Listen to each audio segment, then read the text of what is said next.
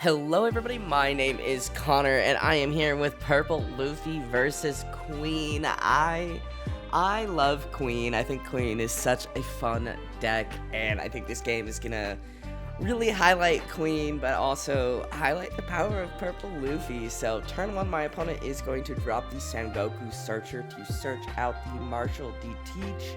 Super good in the Queen deck. And turn 2, we don't really have anything, so we're just gonna pass turn. Our hand does look pretty good, but not seeing the Law and not seeing the Zorojuro is a bit tough. But, you know, it is like that sometimes. So, Queen is gonna go ahead and swing at 6, and I'm gonna give them the Kamazo there. Not really an opportunity to get that on board the way I want to, and I'm not super worried about Teach, honestly, so maybe I should be, but speaking of Teach, he's gonna drop Teach and pass turn. And real quick, if you guys do like my playmat, I did design this one myself, no boxes, just Gojo. This one's actually a defect. They are significantly much brighter. So if you want a sweet Gojo playmat, check out my website. So we go ahead, swing, get the counter, and we are going to leader ability, ramp to 5, and we have a couple of options. I am thinking about dropping the blocker, and yeah, I'm going to go ahead and drop Eustace Kid here. I think the Eustace Kid is so good, but he's only good if he can stick on board, and I think the hardest part is getting him to stick on board, and I think that's why I use him as a counter more often, because he's one of the harder characters to get to stick on board because people know how good he is. So Queen is going to swing at 6, and we're going to give him the 2K. He's going to drop the blocker Sanji and pass. We draw into our Gum Gum Giant, which is always good to see. And we're going to be naturally at 7 here. So I'm going to go ahead, poke 5, and we are going to get a life off of Queen, but that life will be back soon, I'm sure. We're going to leader ability to ramp. Realistically, probably should have swung 6 and then ramped, but I don't play on the second curve a lot here, so we're gonna Luffy Taro into Zorojuro, and we get the Dawn back here. Going to search the top 5 in our Zorojuro, and I know we have another Zorojuro in hand, but we also have 2 Uso Hachis in that search. Really tempting. I think Luffy Taro is a good option. Gets us another Zorojuro on board for free, basically. And we're going to pass with 2 Dawn up. A bit of poor Dawn management by ya boy. Or maybe I'm bluffing the 2 Gum Gum Giants. I mean, I do have 1 giant, but maybe I have 2. Who knows? Anyway, enough of my bluffs. My opponent is taking some time to think about what he wants to do for turn, and if you guys aren't familiar with Queen's leader ability, I understand. I don't think he's really played that much anymore, but he's one of the first decks that I played on my YouTube channel, and I just think he's a really fun deck. If you were at 4 cards between your life and your hand, you get to heal when you Dawn ×1 swing with your leader. So really fun deck to play.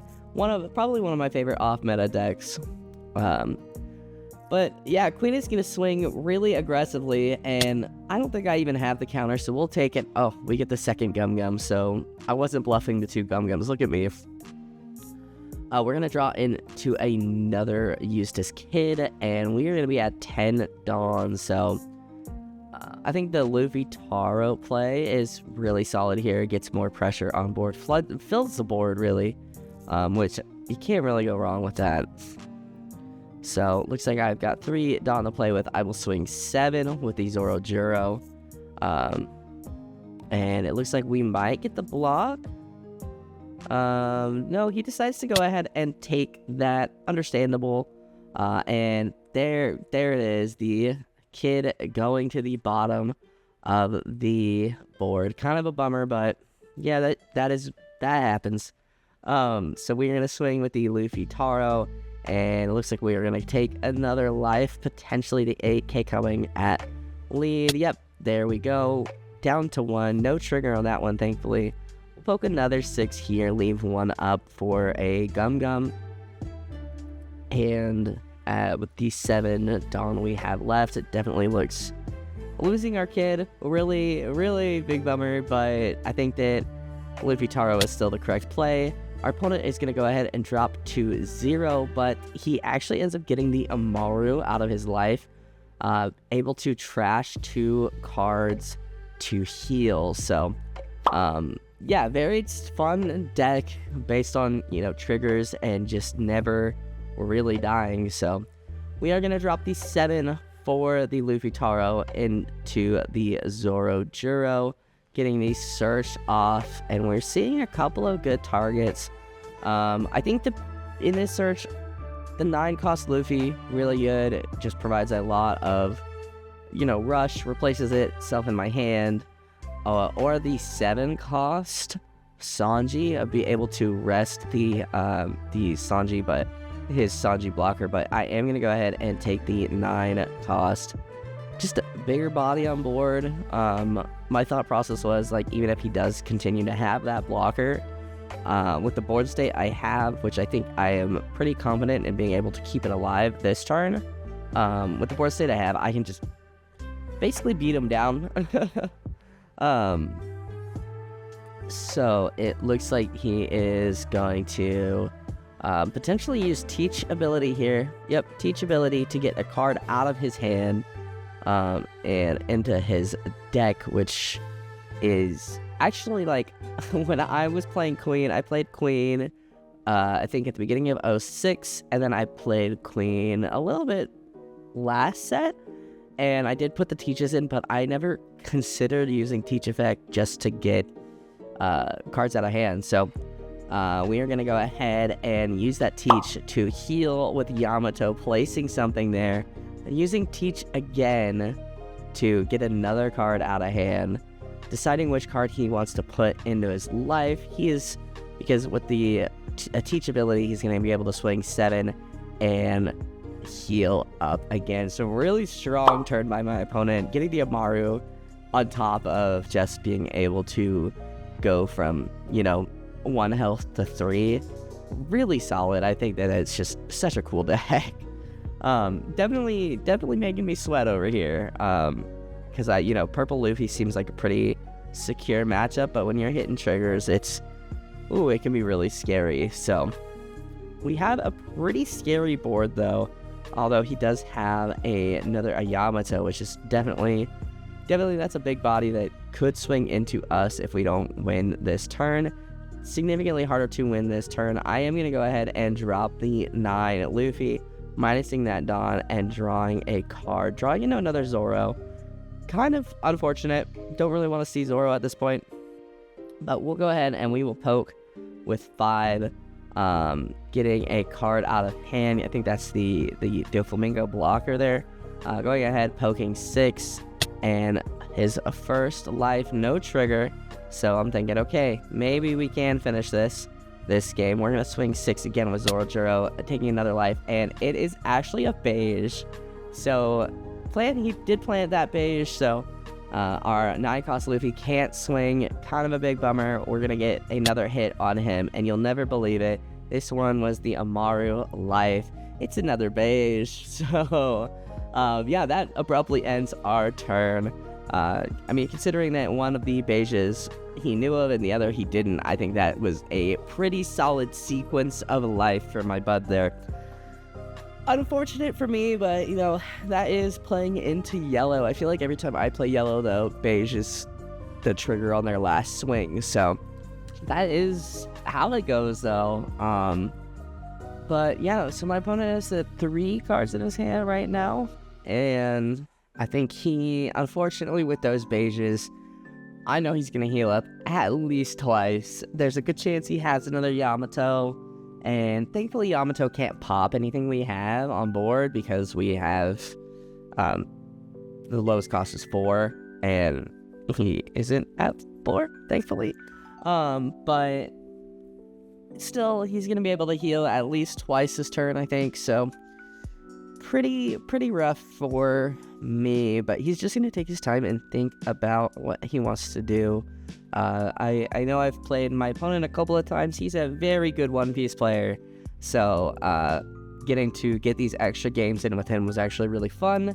And I have another match that's not Queen, and it's kind of wild. I'm gonna post it. I do take the fattest L, but it was really fun. So long though, so get your popcorn for that one. But it looks like the teach ability went off. He's gonna go ahead and swing it 6 into Zoro and heal up. I'm gonna give him the 1k in the Usopp there, just to keep him alive. I want to keep as many bodies on my board alive, and it looks like he's going to swing 9 with Yamato, potentially most likely into my board.